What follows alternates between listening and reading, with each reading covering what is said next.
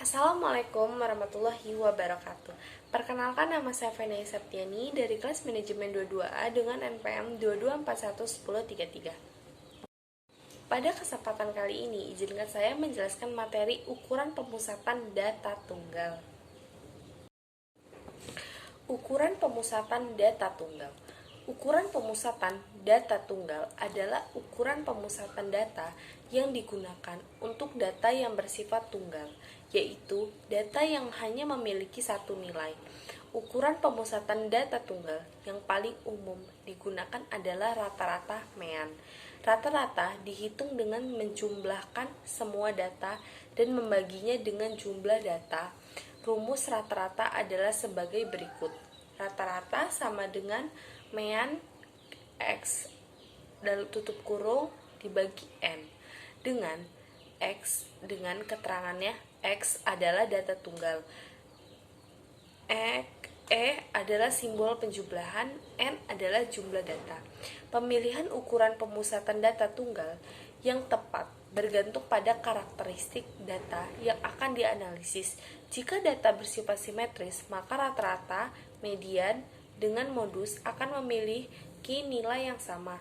Namun jika data tidak simetris, maka ketiga ukuran pemusatan data tersebut dapat memiliki nilai yang berbeda.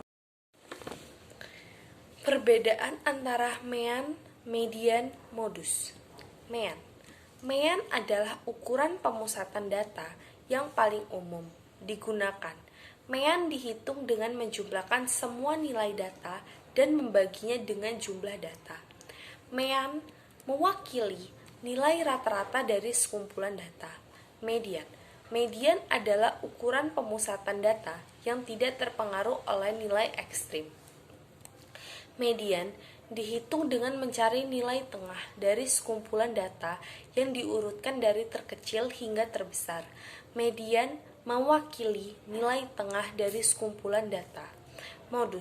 Modus adalah ukuran pemusatan data yang mewakili nilai yang paling sering muncul dalam sekumpulan data. Modus dapat dicari dengan menghitung frekuensi kemunculan setiap nilai data. Modus mewakili nilai yang paling umum muncul dalam sekumpulan data.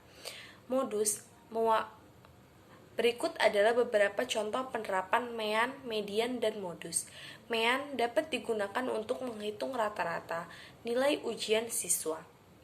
Median dapat digunakan untuk menghitung nilai tengah dari pendapatan penduduk suatu negara. Modus dapat digunakan untuk menghitung nilai mobil yang paling banyak dibeli oleh masyarakat. Contoh soal MEAN.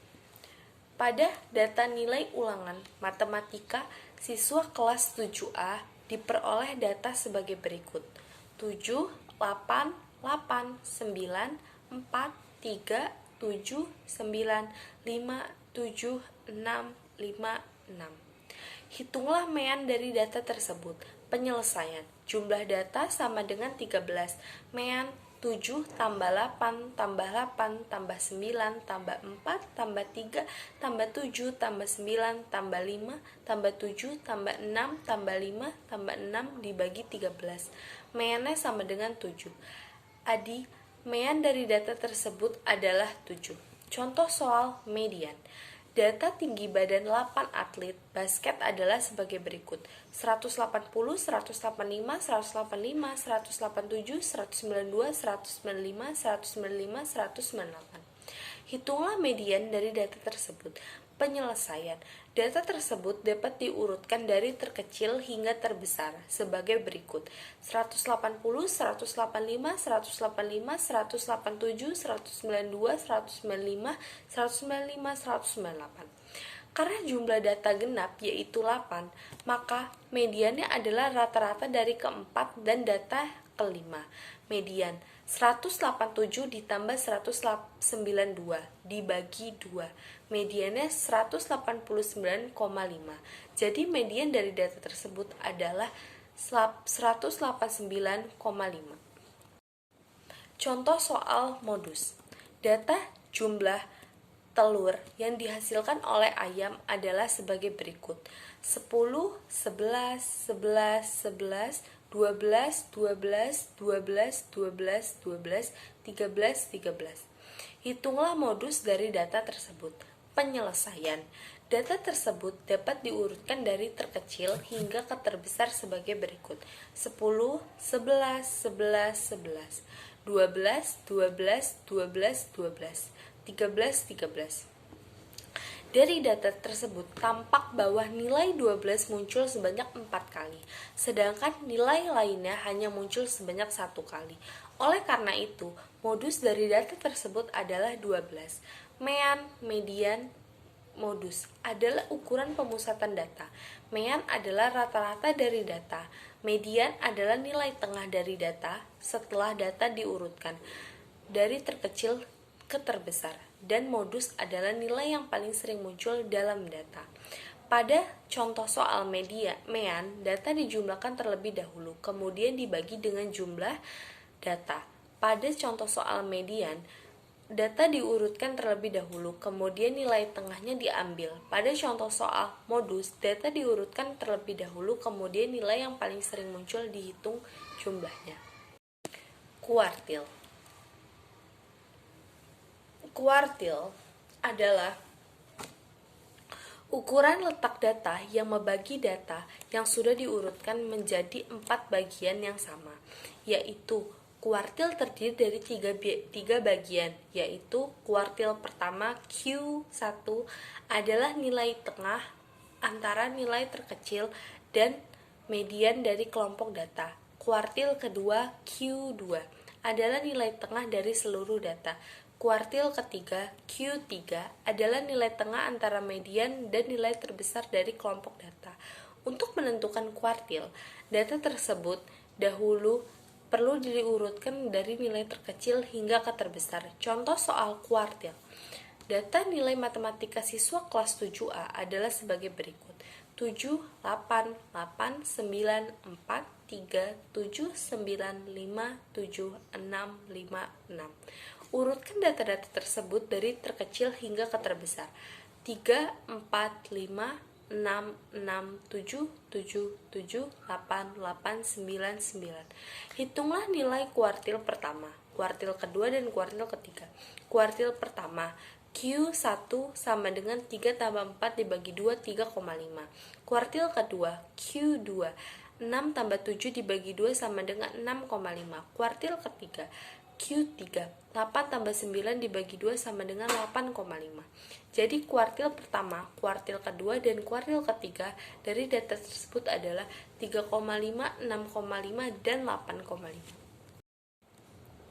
Desil. Desil adalah ukuran letak data membagi data yang sudah diurutkan menjadi 10 bagian sama banyak. Desil terdiri dari 9 bagian, yaitu desil pertama D1 adalah nilai yang membagi data menjadi 2 bagian yang besar, yaitu 50% data terkecil dan 50% data terbesar. Desil kedua D2 adalah nilai yang membagi data menjadi 3 bagian yang sama besar, yaitu 3,3, 3,33%. Data terkecil 33,33%, data tengah, dan 33,33%, data terbesar. Desil ketiga D3 adalah nilai yang membagi data menjadi 4 bagian yang sama besar, yaitu 25% data terkecil, 25% data tengah, 25% data tengah, dan 25% data terbesar, dan seterusnya. Untuk menentukan desil, data terlebih dahulu perlu diurutkan dari nilai terkecil hingga terbesar. Contoh soal desil. Data nilai matematika siswa kelas 7A adalah sebagai berikut. 3, 3, 4, 5, 5, 6, 6, 7, 7, 7, 8, 8, 9, 9. Urutkan data tersebut dari terkecil hingga ke terbesar. 3, 4, 5, 5, 6, 6, 7, 7, 7, 8, 8, 9, 9. Hitunglah desil pertama, desil kedua, desil ketiga, dan desil keempat.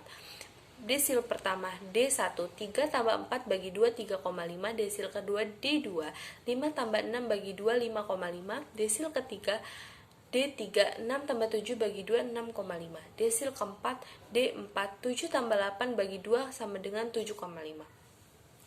Jadi desil pertama, desil kedua, desil ketiga, dan desil keempat dari data tersebut adalah 3,5, 5,5, 6,5, dan 7,5. Kesimpulan, ukuran pemusatan data tunggal adalah ukuran yang digunakan untuk menentukan pusat dari sekumpulan data. Ukuran pemusatan data tunggal yang paling umum digunakan adalah mean, median, dan modus.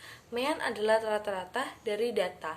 Mean dihitung dengan menjumlahkan semua data dan membaginya dengan jumlah data. Median adalah nilai tengah dari data setelah data diurutkan, dari terkecil hingga ke terbesar. Modus adalah nilai-nilai yang paling sering muncul dalam data. Masing-masing ukuran pemusatan data tunggal memiliki kelebihan dan kekurangannya masing-masing. Mean merupakan ukuran pemusatan data yang paling umum digunakan. Namun, mean dapat dipengaruhi oleh nilai pencilan. Median tidak dipengaruhi oleh nilai pecilan, namun median dapat digunakan untuk data dengan jumlah data genap. Modus tidak dipengaruhi oleh nilai pecilan dan dapat digunakan untuk data dengan jumlah data genap atau ganjil. Namun modus hanya dapat digunakan untuk data yang memiliki nilai yang berulang. Dalam memiliki ukuran pemusatan data tunggal yang tepat, perlu diperhatikan karakteristik data yang akan dianalisis. Demikian yang bisa saya simpulkan dari statistik ketiga. Saya ucapkan terima kasih. Wassalamualaikum warahmatullahi wabarakatuh.